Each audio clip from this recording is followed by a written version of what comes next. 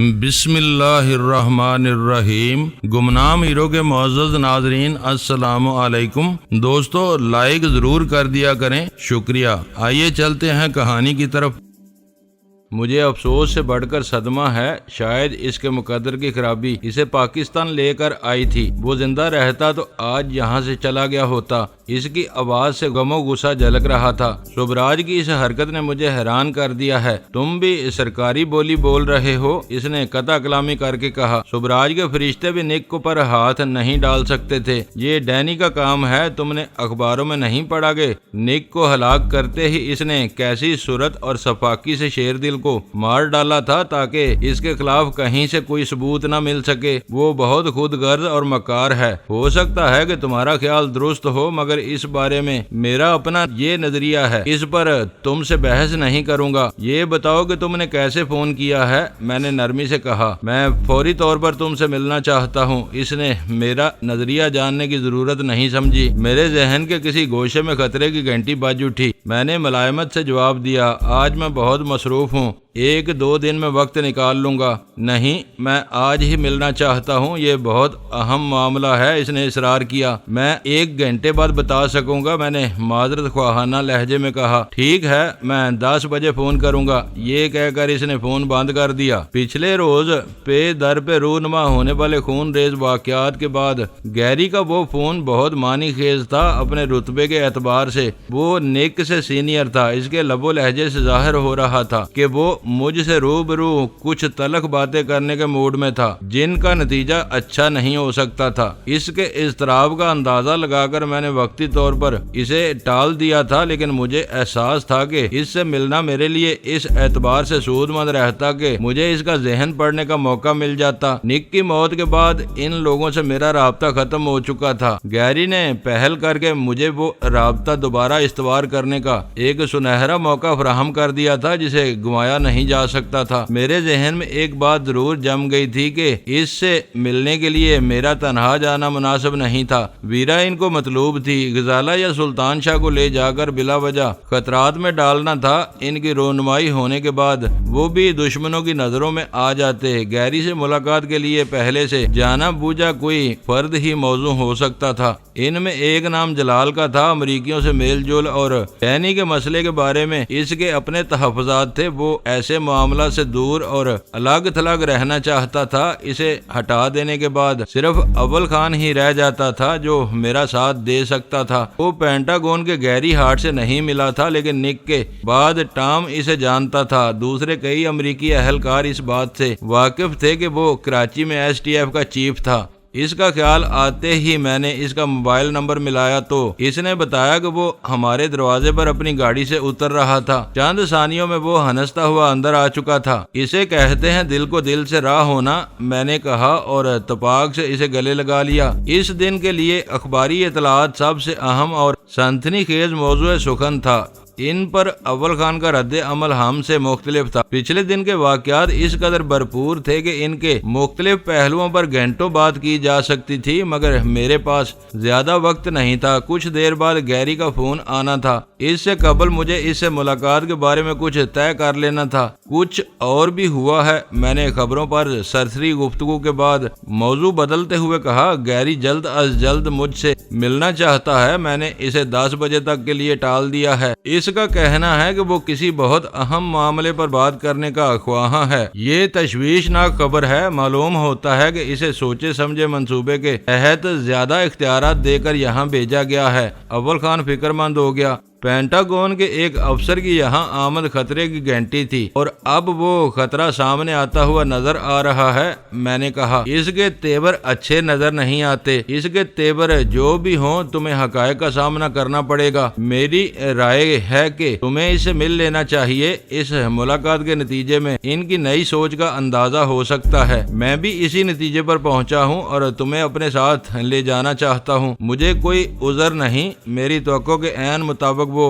किसी पसो पेश के बगैर आमादा हो गया। ये मक्कार और अफरेबी लोग हैं, कुछ पता नहीं कि तुम्हें बुलाने के बाद वो तुम्हारे साथ क्या सलूक करे। मैं सलूक से नहीं डरता, अंदेशा ये है कि इन्हें कहीं से कोई नई टिप न मिल गई हो। निक मरने से पहले कह चुका था कि वो कर्नल दावर और डैनी को एक शख्सियत के दो रूप समझता है। मैं तुम्हारी बात समझ रहा हूँ। अव्वल खान ने मेरी बात काट कर बेताबी से कहा, अगर इसने धोखे से बुलाकर तुम्हें ताकत के बल पर वहीं रोक लिया तो जब तक हमें हकीकत का इल्म होगा वो तुमको पाकिस्तान की हदूद से कहीं और मुंतकिल कर चुके होंगे। तुम बात समझ गए, मुझे यही खौफ है। इनके पास वसाइल की कोई कमी नहीं है, अकेले आदमी के साथ वो कोई भी सलूक कर सकते हैं। हम दोनों एक साथ होंगे तो कोई गलत कदम उठाने से पहले इसे 10 बार सोचना पड़ेगा। ये 1 और 1 11 वाली बात होगी। इस बारे में बहुत सोच समझ कर फैसला करने की जरूरत है। साजिश के सिवा हर सूरत हाल का मुकाबला किया जा सकता है। ये लोग मकार और पक्के साजिशी हैं, इनसे होशियार रहना चाहिए। इस वक्त निक का जख्म ताजा है, इश्तियाल और इंतकाम से मगलूब होकर वो कोई भी कदम उठा सकते हैं। अव्वल खान के चेहरे पर फिक्रमंदी के साए लर्जा थे। बस तो फिर ये तय हो गया कि हम दोनों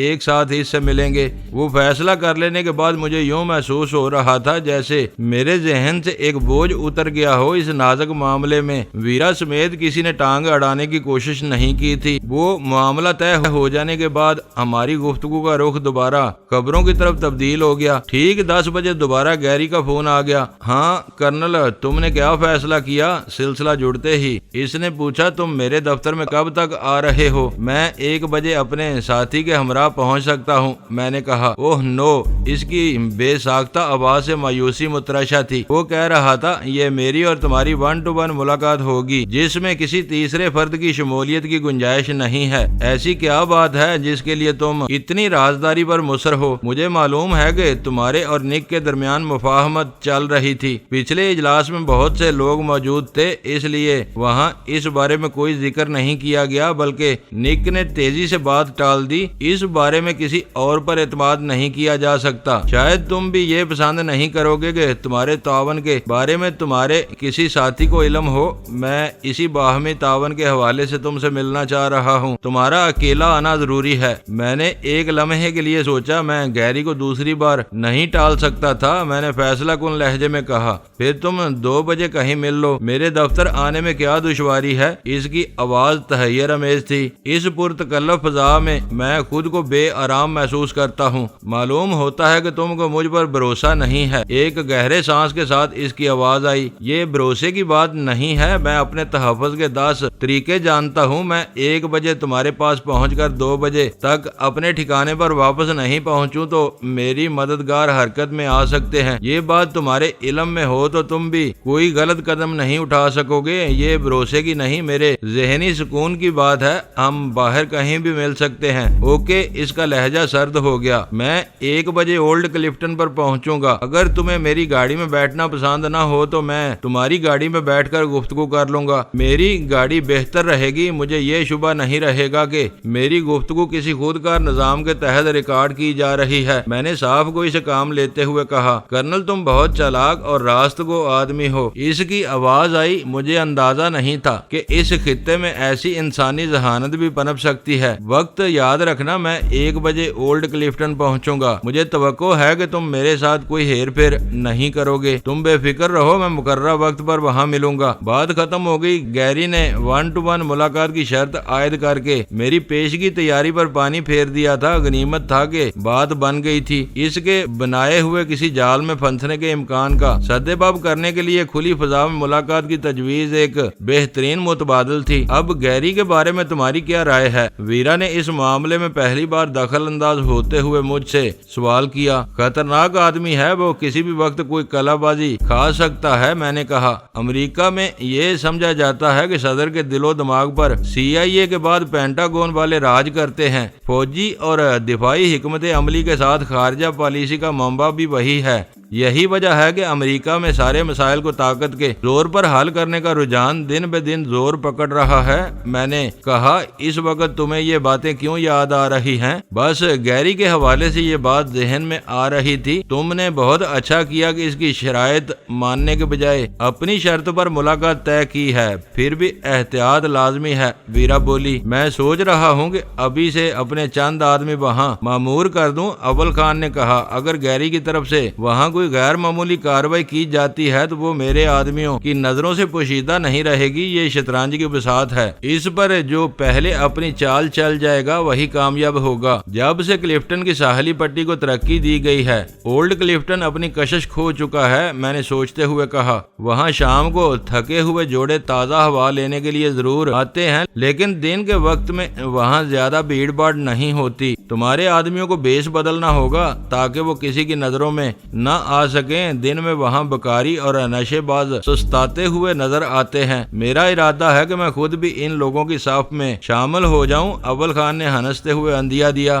اس بہانے گیری ہارٹ کا دیدار بھی ہو جائے گا۔ نیک خیال ہے، غزالہ بولی۔ میں محسوس کر رہی ہوں کہ ہم لوگ ہر بات نظر انداز کر کے گیری کو ضرورت سے زیادہ اہمیت دے رہے ہیں۔ غزالہ کا وہ نکتہ کچھ انوکھا سا تھا، سب چونک کر اس کی طرف متوجہ ہو گئے۔ اس وقت گیری سامنے آنے پر مجبور ہے۔ غزالہ نے چند ثانیوں کے توقف کے بعد اپنی بات جاری رکھی، نک مارا جا چکا ہے، ٹام زخمی ہو کر اسپتال پہنچا ہوا ہے، واقعات تیزی سے کروٹ لے رہے ہیں۔ وہ سامنے آنے پر مجبور ہے کیونکہ خفیہ بلکہ کسی حد تک مجرمانہ معاملات عام سفارتی عملے کے دائرہ کار سے بالکل باہر ہیں۔ یہ نکتہ بجا ہے، لیکن سوال یہ ہے کہ اس وقت وہ یہاں کیوں موجود ہے؟ میں نے کہا، اس کی جگہ FBI یا CIA کا کوئی افسر بھی ہو سکتا تھا۔ پینٹاگون اور انصاف کے محکموں کے نمائندوں کی موجودگی اس بات کی گمازی کر رہی ہے کہ امریکیوں نے کچھ نئے فیصلے کر لیے ہیں جو کسی بھی وقت ہمارے سامنے آ سکتے ہیں۔ غزالہ کے پاس میرے اعتراض کا کوئی جواب نہیں تھا،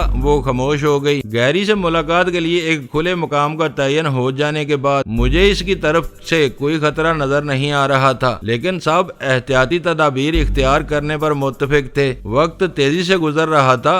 اول خان اولڈ کلفٹن کے محاذ پر تیاریوں کے ارادے سے روانہ ہو گیا۔ اس کے جانے کے بعد ویرا کو خیال آیا کہ صبح کے اخبارات میں پچھلی رات تک کی خبریں چھپی تھیں۔ اول خان شراڈ والوں کے بارے میں تازہ ترین پوزیشن نہیں پوچھی گئی تھی۔ وہ واقعہ ایک تشنا سوال تھا۔ گیری کی فون کال نے ہم سب کے ذہنوں کو اس طرح الجھایا تھا کہ ہم دوسری باتیں فراموش کر بیٹھے تھے۔ میں نے اسپیکر فون آن کر کے اول خان کا نمبر ملایا۔ وہ اس وقت راستے میں تھا۔ میرے پوچھنے پر اس نے بتایا کہ مسروقہ شراڈ سے پکڑے جانے والے زخمی نے صبح سویرے اسپتال میں دم توڑ دیا تھا۔ ان دونوں کی شناخت ہو گئی تھی۔ وہ دونوں کلا کوٹ کے علاقے کے پرانے بدماش تھے جو اپنی مجرمانہ حرکتوں کی وجہ سے آئے دن جیل یاترا پر جاتے رہتے تھے۔ ان دونوں کے مر جانے کی وجہ سے شوبراج ایک مرتبہ پھر اپنے برم کی آزمائش سے بچ گیا تھا۔ ان کو سونپا جانے والا کام نہیں ہو سکا تھا۔ جہانگیر محفوظ تھا، اس لیے کسی کو کوئی معاوضہ دینے کا سوال ہی پیدا نہیں ہوتا تھا۔ دیکھنا یہ تھا کہ شوبراج کب تک شہر کے بدماشوں کو اپنا تابع بنا کر رکھ سکتا ہے۔ 12 بجے میں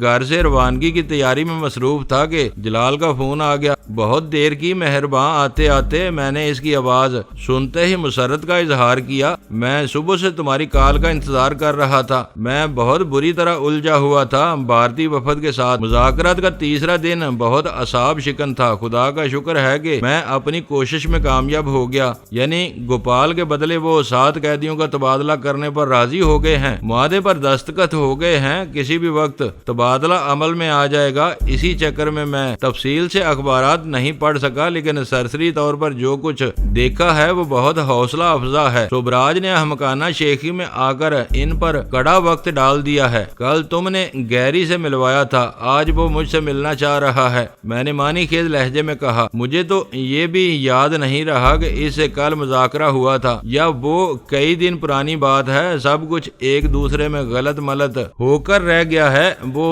تم سے کیا چاہ رہا ہے؟ فی الحال صرف ملاقات 1 بجے اس سے ملوں گا تو پتا چلے گا کہ وہ کیا کہتا ہے۔ میں ندامت محسوس کرتا ہوں کہ ان معاملات میں میں کھل کر تمہاری کوئی مدد نہیں کر سکتا۔ میں دل سے تم سب کی کامیابیوں کے لیے دعا گو رہتا ہوں۔ تم نے ابھی تک یہ نہیں بتایا کہ کل رات ویرا کا کیا رہا، اس وقت وہ کہاں ہے؟ میں بالکل بھول گیا تھا۔ اس بار مجھے معذرت خواہ ہونا پڑا اور میں نے اسے ویرا کے ساتھ پیش آنے والے واقعے کی تفصیل سنا دی۔ یہ بہت اچھا ہوا، شوبراج کو ایسی 2-4 چوٹیں اور ہو گئیں تو وہ بلبلا اٹھے گا۔ میری طرف سے ویرا کو مبارکباد کے ساتھ یہ پیغام دینا کہ وہ جوش کے ساتھ ذرا ہوش سے بھی کام لیا کرے۔ یہ ضروری نہیں کہ مقدر ہمیشہ اس کا ساتھ دیتا رہے۔ بھارت سے تمہارے ساتھوں آدمی کب آ رہے ہیں؟ میں نے اس کی بات سن کر پوچھا۔ معاہدہ ہو گیا ہے، مجھے اب ان کی فکر نہیں، وہ جلد از جلد لوٹ آئیں گے۔ بھارتیوں کے لیے گوپال راج بہت اہم ہے، وہ اسے پہلی فرصت میں ہماری تحویل سے نکال لے جانا چاہتے ہیں۔ ہر بلیک کیٹ کو بھارتی نیٹ ورک میں غیر معمولی اہمیت حاصل ہے۔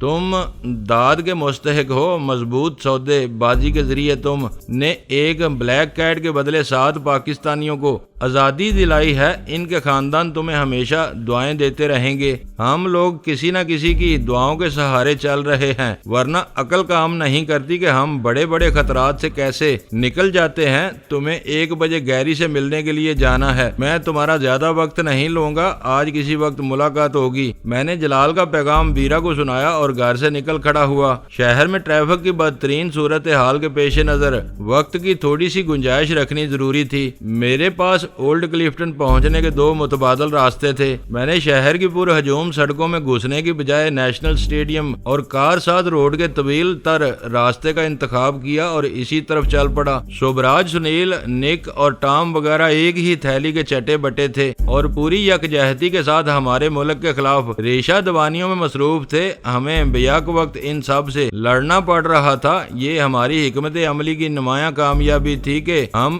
ان کے اتحاد میں زبردست دراڑیں ڈالنے میں کامیاب ہو گئے تھے۔ ہم اپنی جگہ پر موجود تھے مگر ہمارے دشمن 2 ٹکڑیوں میں بٹ گئے تھے۔ دشمن کی صفوں میں ہونے والی اس ٹوٹ پھوٹ کے نتیجے میں میدان میں 2 کے بجائے 3 حریف آ گئے تھے جو ایک دوسرے کے بدترین دشمن تھے۔ ہر شخص موقع ملنے پر اپنے حریف کی گردن کاٹنے پر تلا ہوا تھا۔ شوبراج کے چہرے سے نقاب ہٹ چکا تھا لیکن کرنل داور کا بہروپ بہت کامیابی کے ساتھ چل رہا تھا۔ ڈینی امریکیوں کو مطلوب تھا مگر کرنل داور ان کا ہم خیال تھا۔ نک کے ساتھ میں نے بتدریج ایک مفاہمانہ فضا تیار کر لی تھی۔ مجھے ہر وقت یہ احساس رہتا تھا کہ میں تلوار کی باریک دھار پر چل رہا تھا۔ کرنل داور کی ذرا سی لغزش مجھے موت کی آغوش میں پہنچا سکتی تھی۔ نک کے بعد گیری سامنے آیا تھا۔ میرے لیے وہ بالکل نیا آدمی تھا۔ پہلے سے یہ اندازہ لگانا ممکن نہیں تھا کہ وہ کرنل داور کی شخصیت کو کس حد تک قبول کرتا ہے۔ میں مقررہ وقت سے 10 منٹ پہلے اولڈ کلفٹن پہنچ گیا۔ اس وقت وہاں عبرت ناک ویرانی کا سما تھا۔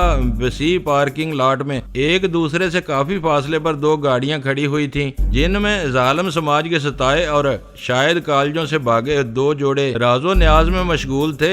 پان اور فاسٹ فوڈ کی دکانوں پر چند افراد اکٹھے ہو کر خوش گپیوں میں وقت گزارنے کی کوشش کر رہے تھے۔ لان کی جھلسی ہوئی خشک گھاس پر چند آوارہ کتے پڑے اونگ رہے تھے۔ چھوٹی چھوٹی سایہ دار جگہوں پر گندے لباس والے کچھ ملنگ گداگر چرسی اور موالی بیٹھے یا لیٹے ہوئے نظر آ رہے تھے۔ پارکنگ کے لیے کسی سایہ دار جگہ کی تلاش کے ساتھ ساتھ میری نظریں اول خان اور اس کے آدمیوں کی تلاش میں بھی بھٹک رہی تھیں جنہیں اس وقت وہاں موجود ہونا چاہیے تھا، مگر میں اپنی پوری کوشش کے باوجود وہاں کوئی مشتبہ آدمی تلاش نہیں کر سکا۔ شاید ان لوگوں نے اتنی کامیابی کے ساتھ اپنا بیس بدلا تھا کہ آسانی کے ساتھ ان کا سراغ لگانا ممکن نہیں تھا۔ ایک جگہ اپنی گاڑی پارک کرنے کے بعد میں نیچے اتر کر کھڑا ہو گیا تاکہ گیری وہاں پہنچے تو دور ہی سے مجھے دیکھ کر پہچان لے۔ اس وقت گاڑی پر جعلی نمبر پلیٹیں لگی ہوئی تھیں۔ ان دنوں یہ احتیاط ضروری تھی تاکہ ہمارا کوئی حریف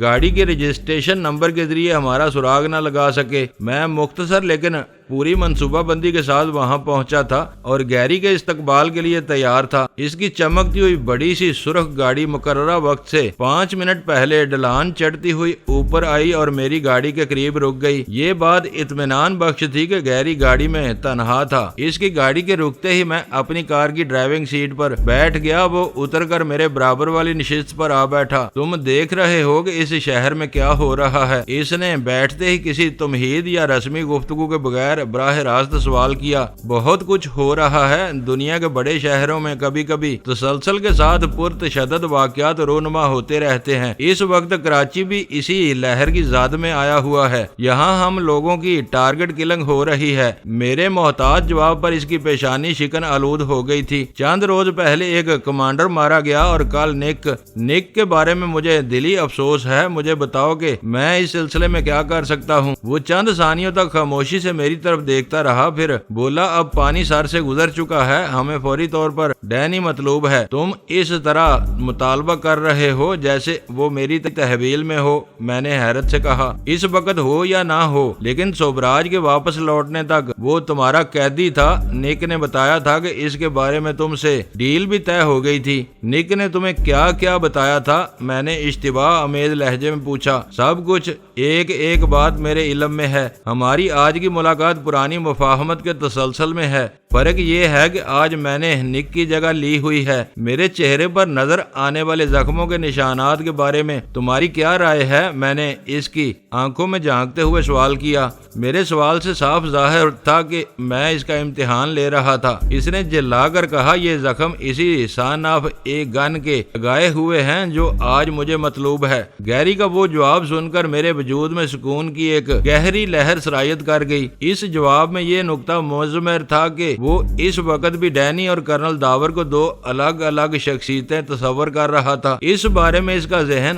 ہر شک و شبے سے پاک تھا۔ بس تو پھر تمہیں معلوم ہونا چاہیے کہ وہ میری قید سے فرار ہو گیا تھا۔ میں نے اطمینان سے کہا، تم کیوں چبا چبا کر باتیں کر رہے ہو؟ تم نے نک سے کہا تھا کہ سوبراج رپوشی ختم کر کے سامنے آئے یا مار ڈالا جائے تو تم ڈینی کو دوبارہ پکڑ کر اس کے حوالے کر دو گے۔ ان میں سے کوئی بھی شرط پوری نہیں ہوئی۔ سوبراج نے نک کو بھی مار ڈالا۔ یہ بکواس ہے۔ نک کا قاتل ڈینی ہے، وہ مضطرب ہوا جا رہا تھا۔ میں نے اخبارات دیکھے ہیں، میں اس بحث میں نہیں پڑھنا چاہتا کہ نک کا قاتل کون ہے۔ اٹل حقیقت یہ ہے کہ نک مارا جا چکا ہے، سوبراج زندہ ہے اور رپوش ہے۔ اسی لیے میں کہہ رہا ہوں کہ اب اپنی شرائط کو بھول جاؤ اور ڈینی کو میرے حوالے کر دو۔ اسی میں ہم سب کی عافیت ہے، ورنہ وہ ایک ایک کر کے سب کو کھا جائے گا۔ نہیں گیری، یہ ممکن نہیں ہے، میں نے متاسفانہ لہجے میں کہا۔ ڈیل دو طرفہ ہوتی ہے، تم میری شرط پوری کرو، میں تمہارا مطالبہ پورا کر دوں گا۔ اور یہ بات بھی ذہن میں رکھو کہ ڈینی کا کوئی ٹھکانہ نہیں ہے۔ یہ نہیں ہو سکتا کہ میں اس کے دروازے پر دستک دوں، وہ باہر آئے اور میں اسے پکڑ لوں۔ اس کا دوبارہ سراغ لگانے کے لیے مجھے ایڈی چوٹی کا زور لگانا پڑے گا۔ تم نے نک کو یہ تاثر دیا ہوا تھا کہ ڈینی ہر وقت تمہاری دسترس میں ہے۔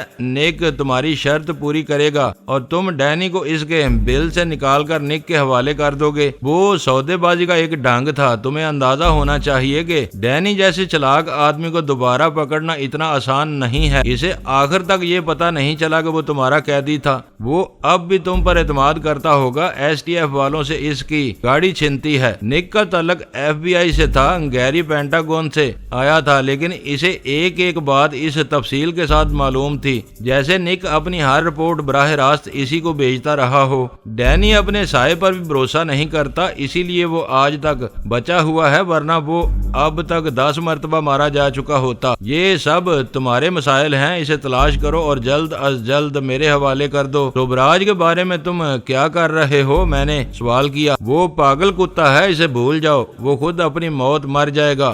میں تم سے ڈینی کے بارے میں بالکل یہی بات کہہ سکتا ہوں۔ کوئی زیرو ابدی زندگی نہیں پا سکتا، ہر انسان کی طرح ڈینی بھی فانی ہے، وہ ایک دن خود اپنی موت مار جائے گا۔ گیری کے پتلے پتلے ہونٹوں پر زہر میں ڈوبی ہوئی شفاقانہ مسکراہٹ تیر گئی۔ کرنل، تم یہ نہیں کہہ سکتے، تم کو میرے لیے ڈینی کا کھوج نکالنا ہوگا۔ تم نے اس کام سے انکار کیا تو تمہاری بنیادیں ہلا دی جائیں گی کہ تم کچھ بھی نہیں کر سکو گے۔ اس کے خوفناک الفاظ نے مجھے چونکا دیا، مگر میں نے تجاہل عارفانہ سے کام لیتے ہوئے سرسری انداز میں کہا، میری بنیاد ہی کیا ہے جسے تم ہلا سکو گے؟ میں تمہاری ذات کی نہیں، اس مافیا کی بات کر رہا ہوں جس کے تم تنخواہ دار ہو۔ اوہ، میں نے تحیر زدہ انداز میں ہونٹ سکیڑ کر کہا، تو کیا تم اسپیشل ٹاسک فورس کو نقصان پہنچانے کی بات کر رہے ہو؟ نقصان بہت چھوٹا اور ہلکا لفظ ہے ڈینی، جلد از جلد ہاتھ نہیں آیا تو ایس ٹی ایف کا وجود صفحہ ہستی سے مٹا دیا جائے گا۔ گیری کی آواز بے رحمانہ ہو گئی۔ ڈینی اور ایس ٹی ایف کے بارے میں تم کسی سنگین غلط فہمی کا شکار ہو۔ یہ کسیانی بلی کی طرح کھمبا نوچنے والی بات ہے۔ ڈینی کو ایس ٹی ایف نے پالا ہوا ہے، ایس ٹی ایف کے گنڈے اسے تحفظ فراہم کرتے ہیں۔ آج بھی تمہاری فورس اس کی پشت پناہ ہے۔ تم نے خود نک سے اعتراف کیا تھا کہ صرف تم ڈینی کی آزاد روی سے متنفر ہو، دوسرے افسر اس کے حامی ہیں۔ پچھلے اجلاس میں تم لوگوں نے اپنی پالیسی کے تحت ہماری بیش بہا امداد قبول کرنے سے صاف انکار کر دیا۔ تم بلکہ تمہارے ہر ساتھی کو علم ہے کہ ہمارے 2-3 ماہرین اپنے اپنے بہترین آلات اور مہارت کے ساتھ یہاں جم گئے تو ڈینی کا قصہ چند دنوں میں پاک ہو جائے گا۔ اب تم ڈیل سے پھر رہے ہو، یہ کھلی بلیک میلنگ ہے۔ تم جو چاہو کہہ لو، یہ ٹھوس حقیقت ہے۔ میں اس فیصلے کو عملی جامہ پہنانے کی نیت سے آیا ہوں۔ ڈینی دو، ورنہ ایس ٹی ایف سے ہاتھ دھو لو۔ ایس ٹی ایف کے بارے میں تم لوگ ایک مدت سے بہت کچھ جانتے ہو، لیکن آج تک اس کا کچھ نہیں بگاڑ سکے۔ پھر اب اس نے تلخی سے میری بات کاٹ دی۔ اس ناپاک فورس کے بارے میں ہمیں بہت کچھ معلوم ہے۔ اب تک ہم چشم پوشی اور درگزر سے کام لیتے رہے، اب ایسا نہیں ہوگا۔ آخر تم کیا کرنا چاہ رہے ہو؟ میں نے فکر مندی کے ساتھ پوچھا۔ تمہیں تعاون پر آمادہ کرنے کے لیے یہ تصویر دکھانی ضروری ہے، اس نے آسودگی کے ساتھ کہا۔ ہم سرکاری طور پر تمہاری حکومت سے اس گندی مافیا کے خاتمے کا مطالبہ کریں گے۔ تم ایک آزاد اور خود مختار ملک کے معاملات میں ایسی کھلی مداخلت نہیں کر سکتے۔ کل تم کہو گے کہ پولیس فورس توڑ دی جائے، پرسوں کسی اور ادارے کی باری آ سکتی ہے۔ دوستو، ویڈیو کو لائک ضرور کر دیا کریں۔ آئی ایس آئی پاک آرمی زندہ باد، پاکستان پائندہ باد۔ معزز ناظرین، اپنا خیال رکھیے گا اور اپنے اس چینل کا بھی شکریہ۔